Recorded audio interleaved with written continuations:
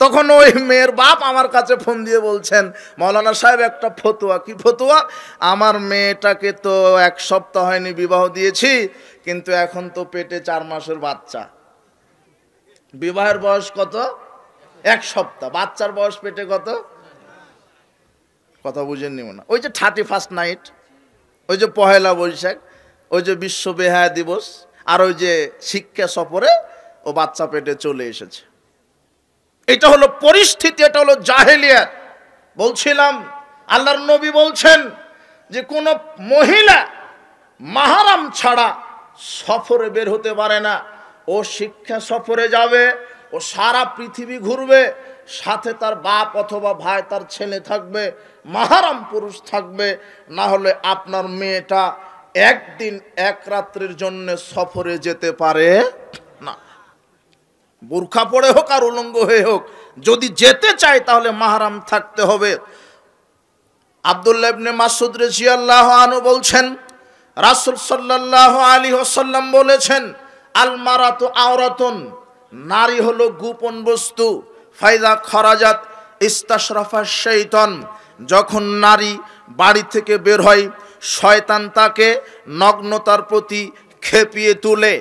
জাবের রাদিয়াল্লাহু আনহু বলছেন, রাসূল সাল্লাল্লাহু আলাইহি ওয়াসাল্লাম বলেছেন, ইন্নাল মারআতা তুকবিলু ফি সূরাতিশ শাইতান ওয়া তুকবিরু ফি সূরাতিশ শাইতান, ইন্নাল মারআতা তুকবিলু ফি সূরাতিশ শাইতান ওয়া তুদবিরু ফি সূরাতিশ শাইতান। আল্লাহর নবী বলছেন, উলঙ্গ নারী যখন রাস্তা দিয়ে যায় তখন ওটা শয়তান যায়, আবার যখন আসে তখন শয়তান হাঁটে। আল্লাহর নবী উলঙ্গ নগ্ন বেহায়া মহিলাদেরকে শয়তানের সাথে তুলনা করলেন। আপনাকে আর একটা কথা বলে রাখি, আল্লাহর নবী অত্র হাদিসে উলঙ্গ বেহায়া বেশরমা নির্লজ্জ নারীকে শয়তানের সাথে তুলনা করলেন। আবু হুরায়রা রাদিয়াল্লাহু আনহু বলেছেন, রাসূল সাল্লাল্লাহু আলাইহি ওয়াসাল্লাম বলেছেন, সিনফান মিন আহলিন নার, 2 শ্রেণীর মানুষ জাহান্নামে যাবে। লাম আরাহুমা, যাদের আমি দেখিনি। কওমুন মাহুম সিয়াতুন কাযনাবিল বাকারে, আল্লাহর নবী বলছেন, 1 শ্রেণীর মানুষের হাতে থাকবে লাঠি, যা নিয়ে তারা মানুষকে পিটাবে। 1 শ্রেণীর মানুষের হাতে থাকবে লাঠি, যারা মানুষকে লাঠি দিয়ে পিটায়। আপনি আশ্চর্য হবেন, মানবতা কোথায় চলে গেছে, মূল্যবোধ কোথায় চলে গেছে। সবার ভিতরে পশু প্রাণী হিংস্রতা বিরাজ করছে। আমরা আগে মনে করতাম যে টুপি দাড়িওয়ালা, আমরা আগে মনে করতাম যে যারা সালাত সিয়াম আদায় করে না এরা তো ধর্মই বুঝে না, এদের হাতে অস্ত্র থাকবে, এদের হাতে লাঠি থাকবে, এরা মানুষকে পিটাবে। এটা হয়তো বা ঠিক আছে মিলে, কিন্তু দাড়ি টুপিওয়ালা যখন, টঙ্গীর হুজুররা যখন লাঠি নিয়ে পিটাপিটি করে, তখন তো ইসলাম কলঙ্কিত হয়েই যায়। আশ্চর্য কথা, লাঠি থাকবে কেন দাড়ি টুপিওয়ালার হাতে? যে মারছে সেও তাহাজ্জুদ পড়ে, আর যাকে মারছে সেও তাহাজ্জুদ পড়ে। আল্লাহর নবী বলছেন, কিয়ামতের একটা আলামত, 1 মুসলিম আরেক মুসলিমকে মেরে দিবে। যে মেরেছে সে জাহান্নামে যাবে, যে মারা গেছে সে জাহান্নামে যাবে, আর যে মেরেছে সে জাহান্নামে যাবে। নিহত ব্যক্তি জাহান্নামে যাবে, হত্যাকারী ব্যক্তি জাহান্নামে যাবে।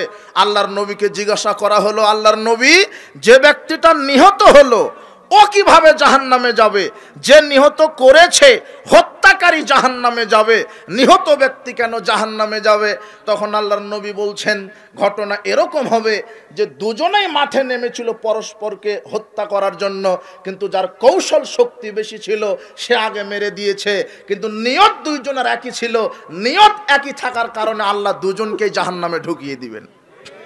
আর দুজনেই মুসলিম। লাইসা বিকাতিল মুশরিকিন ওয়ালাকিন ইয়াকতুলু বাযুকুম বাযান। আল্লাহর নবী বলছেন, শোনো সাহাবীগণ, একজন বিধর্মী আরেকজন বিধর্মীকে হত্যা করবে এরকম না, একজন মুসলিম আরেকজন মুসলিমকে হত্যা করবে। এটা হলো কিয়ামতের আলামত। যখন একজন মুসলিম আরেকজন মুসলিমকে হত্যা করবে, হত্যাকারী ব্যক্তি জাহান্নামে যাবে, নিহত ব্যক্তিও জাহান্নামে যাবে। আশ্চর্য কথা, পরিবেশ কত ঘোলাটা হয়েছে। কোরআন এবং সহিহ হাদিসের দাওয়াত যখন সারা বিশ্বময় ছড়ে যাচ্ছে, তখন এক শ্রেণীর ধর্মের নামে যারা দালালি করছে, পৃথিবীতে কিছু শয়তানের, ইবলিশ শয়তানের এজেন্ট আছে, চালা আছে, যারা কোরআন এবং সহিহ সুন্নাহকে নিস্তব্ধ করার জন্য দিন রাত কটূক্তি করে যাচ্ছে, বিরোধিতা করে যাচ্ছে। আপনাকে আর একটা কথা, একটা মেসেজ দিয়ে রাখি, আপনি মনে করছেন যে যারা জনগণের টাকা চুরি করছে, আর এরা তো জনগণের টাকা চোর, বৈষয়িক ক্ষেত্রে এরা চোর ঠিক আছে, কিন্তু আপনাকে বলে দিই, যারা জনগণের টাকা চুরি করছে, যারা রাষ্ট্রের টাকা চুরি করছে, যারা মানুষের অর্থ সম্পদ অন্যায়ভাবে আত্মসাৎ করছে, এরা তো চোর, এরা বড় চোর, এরা বড় দুর্নীতিবাজ। কিন্তু ইতিহাসের মাটিতে, ইতিহাসের পাতায় সবচাইতে বড় সন্ত্রাসী, সবচাইতে বড় চোর, সবচাইতে বড় ধান্দাবাজ যারা খানকা, মাজার, ওরস, ভণ্ড ওরস খানকার মাধ্যমে এই পৃথিবীর হাজারো লক্ষ কোটি মানুষের ইমানকে যারা চুরি করছে, এরাই হলো ইতিহাসের পাতাতে সবচাইতে বড় ইমান চোর। আর একটা কথা বলি, আপনি বলছেন এই ব্যক্তিটা হলো সন্ত্রাস, টেন্ডারবাজি করছে, কিন্তু এই ব্যক্তি সন্ত্রাস ঠিক আছে, মানুষকে মেরে দেয়, এটা দুনিয়াবি কারণে মারছে, এটা দুনিয়াবি কারণে, দুনিয়াবি স্বার্থ হাসিলে আপনার গাড়িটা সে ডাকাতি করে নিবে, আপনার টাকাটা ডাকাতি করে নিবে, তাই আপনাকে মেরে দিল, দুনিয়াবি স্বার্থে মেরে দিল, তাই এ ডাকাত অথবা সন্ত্রাস। কিন্তু পৃথিবীর ইতিহাসে সবচাইতে বড় সন্ত্রাস কে? যারা ধর্মের লেবাস পড়ে, যারা আল্লাহর নবীর সুন্নাহ, আল্লাহর নবীর দাড়ি রেখে, টুপি আলখাল্লা জুব্বা পরেই থানায় গিয়ে আমাদের সালাফি মানহাজের আহলে হাদিসদের প্রোগ্রাম বন্ধ করে দেয়, যারা হাতে লাঠি নিয়ে মসজিদ ভেঙে দেয়, মাদ্রাসা পুড়িয়ে দেয়, ইতিহাসে ইন্টারন্যাশনাল দাঙ্গাবাজ, দুর্নীতিবাজ, সন্ত্রাস হলো এই ধর্মের দালালেরা। এরা হলো সবচাইতে বড় সন্ত্রাস। এরা লাঠি নিয়ে আহলাদিসের মসজিদ ভেঙে দেয়, এরা মাদ্রাসা পুড়িয়ে দেয়। আমি ওই দিকে কথা বাড়াচ্ছি না, এখানে আপনাকে মেসেজ দিলাম, ওই হাদিসের ইবারত করতে গিয়ে আল্লাহর নবী বলছেন যে দুই শ্রেণীর মানুষ জাহান্নামে যা থাকবে, লাঠি যা দ্বারা মানুষকে পিটাবে। আপনি মনে করেছিলেন যে যারা ধর্ম মানে না তারা লাঠি দিয়ে পিটাই, তো আজকে দেখছি যে যারা ধর্ম মানছে এরাই তো লাঠি দিয়ে মানুষকে পিটাচ্ছে, এরাই। পরিবেশ কত ঘোলাটা।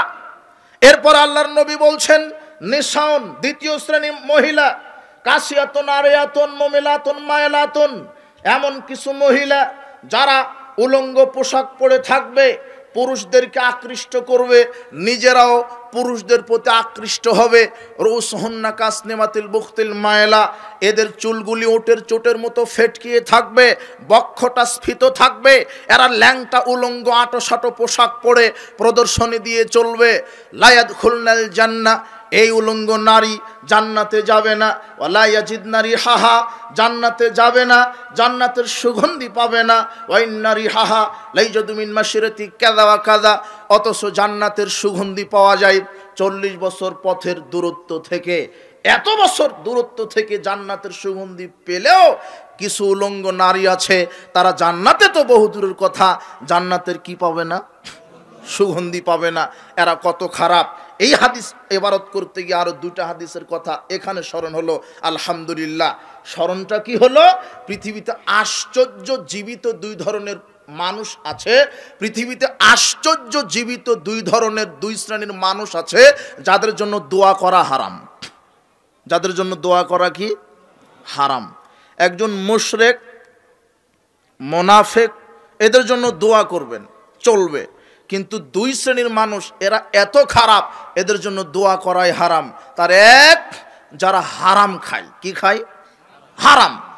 যারা বিড়ি, সিগারেট, জর্দা, গুলিয়া বা ফেন্সিডিল, গাঁজা, হেরোইন, এই যে যারা মদ খায়, এরপরে যারা সুদের সাথে জড়িত, এরপরে যারা ঘুষ খায়, এরপরে যারা দুর্নীতি করে, যারা জনগণের টাকা চুরি করে, দশের সম্পদ চুরি করে, এরা হলো হারামখোর। এরা কি খুর?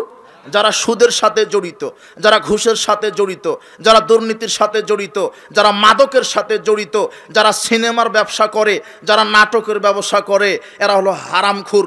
এদের জন্য দোয়া করা হারাম। দলিল কি? সহিহ মুসলিমের 423 নম্বর হাদিস। আব্দুল্লাহ ইবনে ওমর রাদিয়াল্লাহু আনহু বলছেন, আমি ইবনে আমেরের বাড়িতে গেলাম। ইবনে আমেরের বাড়িতে যখন আমি গেলাম তাকে দেখার জন্য, আমি যখন ইবনে আমেরের বাড়িতে ঢুকলাম তখন ইবনে আমের আমাকে দেখেই বললেন, আলা তাদুল্লাহ আলী, হে আব্দুল্লাহ ইবনে ওমর, আপনি আমার জন্য আল্লাহর কাছে একটু দোয়া করেন। তখন আব্দুল্লাহ ইবনে ওমর বলছেন, কুনতা আলাল বাসরা, আরে আপনার জন্য কিভাবে দোয়া করি, আপনি তো বসরার মন্ত্রী ছিলেন, এমপি ছিলেন, গভর্নর ছিলেন, আর এমপি থাকা অবস্থায় জনগণের টাকা জম্মের চুরি করেছেন, ধান গম ভুট্টা রড সিমেন্ট স্কুল কলেজ যা আছে কিছুই বাদ রাখেননি, আপনি চুরি করেছেন, দুর্নীতি করেছেন, কাজেই দুর্নীতিবাজের জন্য দোয়া চলবে না। এই তো হাদিস তো পেলেন, তাই না? তাহলে যে দুর্নীতি করে হলো হারামখোর, না হালাল খায়? সুদ খাওয়া কি হালাল? ঘুষ খাওয়া? আপনাকে তো শয়তান বুঝতে দিচ্ছে না সুদ কি জিনিস। সুদের নাম শয়তান চেঞ্জ করে দিয়েছে, বলছে এটা ইন্টারেস্ট, সুদ বলা যাবে না। ওই যে বলছে ওটা, আর একটা যারা দাড়ি টুপিওয়ালা এরা বলছে যে এটা ইন্টারেস্ট না সুদও না, ওটা হলো মুনাফা। ওইটা কি? মুনাফা। এই তো আপনি ঘোলাটার মধ্যে পড়ে গেছেন, মনে করছেন তাহলে মুনাফা ঠিক, কিন্তু মুনাফা যা, সুদ যা, ইন্টারেস্ট একই। নারী মেয়ে মহিলা, কথা বুঝেননি মনে হয়? নারী মেয়ে মহিলা, ইন্টারেস্ট সুদ মুনাফা, কোনো পার্থক্য নেই। আর ঘুষের নামও চেঞ্জ করে দিয়েছে, ঘুষের নাম দিয়েছে শয়তান হাদিয়া, আর দাড়ি টুপিওয়ালারা বলছেন সালামি, অথচ ঘুষ। আর মাদ্রাসার প্রিন্সিপাল এত বদরবদ, ও 2 বার হজ করা আছে, ওর দাড়ি তো আছে, দাড়িতে মেহেদি দেওয়া, মাথায় তো টুপি, আল খাল্লা জুব্বা, দুবাই থেকে জুব্বার কাপড় সব ঠিক আছে। এই মাদ্রাসার প্রিন্সিপাল যখন শিক্ষক নিয়োগ দিতে বসেছে তখন বলছে যে 5 লক্ষ টাকা মিষ্টি খাওয়ার জন্য দিতে হবে। আর মিষ্টি খাওয়ার জন্য কয় লাখ লাগে? আবার দিতে দেরি হলে বলছে যে তাড়াতাড়ি দেন, জামাতের সময় হয়ে যাচ্ছে। এগুলো মাদ্রাসার প্রিন্সিপাল। আর তো বাদ দিলাম, যদি প্রিন্সিপালের এই অবস্থা হয় তাহলে মেম্বার চেয়ারম্যান এমপির কি হবে, যে জনগণের টাকা চুরি করছে। 1 টাকা চুরি করলে পরিণাম কি, এটা যদি জানতো এদেশের নেতা নেত্রী পটল ব্যবসা করতো, তাও জনগণের টাকা চুরি করতে রাজি হতো না। জানে না বিধায় জনগণের টাকা এরা চুরি করছে। আগে শুনতাম লক্ষ লক্ষ টাকা চুরি করে, এখন 1000 কোটি টাকার নিচে খবরই নাই চুরি করা। আর সব চুরি করার ধান্দাতে নেমেছে। যেই দেশে একটা মেম্বার হতে 50 লক্ষ টাকা খরচ হয়, যেই দেশে একটা চেয়ারম্যান হতে 3 কোটি 2 কোটি টাকা খরচ হয়, আর একটা এমপির নমিনেশন নিতে 100 কোটি টাকা লাগে, তো এরা এই 100 কোটি টাকা খরচ করে আগে কালভার্ট ব্রিজ করে দিবে না জনগণের টাকা আগে চুরি করবে এরা? কথা বুঝেন নিব না? ও নমিনেশন টাকা দিয়ে কিনে চুরি করার ধান্দাতে, কথা বুঝেছেন? এই জন্য ইসলামিক নেতা নির্বাচন হবে ইসলামিক খেলাফা সিলেকশনের মাধ্যমে, ইলেকশনের মাধ্যমে নয়। ইলেকশনের মাধ্যমে যদি নেতা নির্বাচন করেন তাহলে চোর দুর্নীতিবাজ বদ এই শ্রেণীর লোকেরাই বেশিরভাগ নেতা হবে। আর সিলেকশনের মাধ্যমে যদি নেতা নির্বাচন করেন তাহলে সৎ যোগ্য আল্লাহ ভীরু মানুষই নেতা হবে। তাই আমরা দেখতে চাই আগামীতে আল্লাহ সিলেকশনের মাধ্যমে এই বাংলার জমিনে এমন একটা সত্য নেতাকে তুমি প্রেরণ করো, যিনি কোরআন এবং সহিহ হাদিসের মাধ্যমে বাংলাদেশ থেকে সুদ ঘুষ দুর্নীতি জেনা ব্যভিচার 1 লাঠিতে কবর দিতে পারবে। এমন একটা নেতা চাই। আমরা কোনো দলের সরকার চাই না, দলের নেতা চাই না, বাংলার 20 কোটি মানুষ চাই জনগণের সরকার। আমরা কোনো দলের চামচাগিরি করতে চাই না। এক দল ক্ষমতায় যাবে আর এক দল পরাধীন হবে। আশ্চর্য কথা। কিসের দলীয় রাজনীতি? প্রত্যেকে এই দেশে রাজনীতি করবে, রাজনীতি করতে হবে, রাজনীতি ফরজ, তবে সেটা অবশ্যই হতে হবে রাসূল সাল্লাল্লাহু আলাইহি ওয়াসাল্লামের তরিকায়। রাসূল সাল্লাল্লাহু আলাইহি ওয়াসাল্লামের তরিকায় রাজনীতি করা ফরজ। বাংলাদেশে যেই পচা রাজনীতি চালু আছে এটা মোটেও ফরজ নয়। কাজেই সাবধান। আপনাকে এখানে আর একটা কথা বলে রাখি, উপস্থিত বৈঠকের মুসলিম দিনী ভাই বোন, পরিবেশ নিয়ন্ত্রণে রাখেন। আল্লাহ সুবহানাহু ওয়া তাআলা, আমি এখানে যে মেসেজটি দিতে চাচ্ছিলাম, 2 শ্রেণীর মানুষের জন্য দোয়া করা হারাম, যেটা হাদিস অনুযায়ী বোঝা যায়।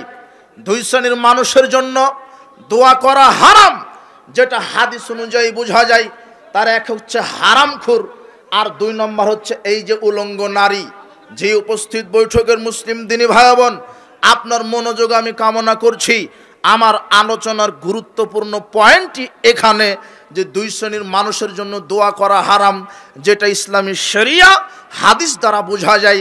তার একটা হলো হারামখোর, আর আরেকটা হলো বেপর্দা উলঙ্গ নারী। উলঙ্গ নারীকে দেখলে আল্লাহর নবী বলছেন, মুসনাদে আহমদের ৭০৮৩ নম্বর হাদিস। আচ্ছা আচ্ছা, উনি আসছে, ওনাকে বসতে দেন, আপনি বিশৃঙ্খলা করেন না। উনি সম্মানী মানুষ, ওনাকে সম্মানের সাথে, বিনয়ের সাথে, নম্রতার সাথে, শিষ্টাচারের সাথে একদম সাইলেন্ট পরিবেশে তাকে বসার সুযোগ করে দেন। ওনার সময় উনি কথা বলবেন, আমরা বিশৃঙ্খলা দেখতে চাচ্ছি না, আপনি এই দিকে লক্ষ্য করেন।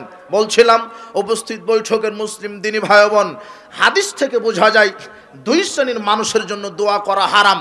হাদিস থেকে বোঝা যায় দুই শ্রেণীর মানুষের জন্য দোয়া করা হারাম। তার একটা আমি বলেছি, বলেন তো মনে আছে কিনা? হারামখোর। দুই শ্রেণীর মানুষের জন্য দোয়া করা হারাম, যেটা হাদিস থেকে বোঝা যায়। তার এক হচ্ছে হারামখোর, যারা জনগণের টাকা চুরি করে, যারা সুদ খায়, যারা ঘুষ খায়, যারা দুর্নীতির সাথে জড়িত আছে, যারা মাদক সেবন করে, বিড়ি সিগারেট জর্দা গুলিয়া বা ফেন্সিডিল, এদের জন্য দোয়া করা হারাম। তবে একটা দোয়া করবেন, আল্লাহ এই হারামখোরকে তুমি হেদায়েত দান করো, হেদায়েতের দোয়া করবেন, এছাড়া অন্য কোনো দোয়া করা যাবে না। এরপরে দ্বিতীয় শ্রেণী হচ্ছে উলঙ্গ বেহায়া নারী। আল্লাহর নবী বলছেন, মুসনাদে আহমদের ৭০৮৩ নম্বর হাদিস, আল্লাহর নবী বলছেন, ইল আনুহুন্না, এই উলঙ্গ নারীকে দেখার সাথে সাথে তোমরা অভিশাপ দাও। কি দাও? অভিশাপ। আল্লাহর নবী বলছেন, উলঙ্গ নারীকে তোমরা অভিশাপ দাও। এই উলঙ্গ নারীকে দেখলে অভিশাপ দাও। ফাইন্নাহুন্না মালউনাত, কেননা এরা হলো অভিশপ্ত, এদেরকে আল্লাহ অভিশাপ দিয়েছেন, এদেরকে আল্লাহ অভিশাপ দিয়েছেন। ওমর ইবনুল খাত্তাব রাদিয়াল্লাহু আনহু বলেন, রাসূল সাল্লাল্লাহু আলাইহি ওয়াসাল্লাম বলেছেন, সালাসাতুন লা ইয়ানজুরুল্লাহু ইলাইহিম ইয়াউমাল কিয়ামা, তিন শ্রেণীর মানুষের উপরে আল্লাহ সুবহানাহু ওয়া তাআলা বিচারের মাঠে দয়ার দৃষ্টিতে তাকাবেন না। তিন শ্রেণীর মানুষের উপরে, তিন শ্রেণীর মানুষের দিকে দয়ার দৃষ্টিতে আল্লাহ বিচারের মাঠে তাকাবেন না। তার এক, আক্কু লিওয়ালিদাইহি, পিতামাতার অবাধ্য সন্তান, তার দিকে দয়ার দৃষ্টিতে তাকাবেন না। দুই, আল মারআতুল মুতারাজ্জিলাত, যে নারী পুরুষের শার্ট গেঞ্জি প্যান্ট, পুরুষের পোশাক পরে চলে, উলঙ্গ নগ্ন হয়ে ঘুরে, এই নারীর দিকে আল্লাহ রহমতের দৃষ্টিতে তাকাবেন না। তিন, আদ-দায়ুস, দায়ুসের দিকে আল্লাহ রহমতের দৃষ্টিতে তাকাবেন না। রহমতের দৃষ্টিতে দায়ুস যিনি, যার স্ত্রী, যার মেয়ে ল্যাংটা হয়ে উলঙ্গ হয়ে ঘুরে, এর দিকে আল্লাহ বিচারের মাঠে দয়ার দৃষ্টিতে তাকাবেন না।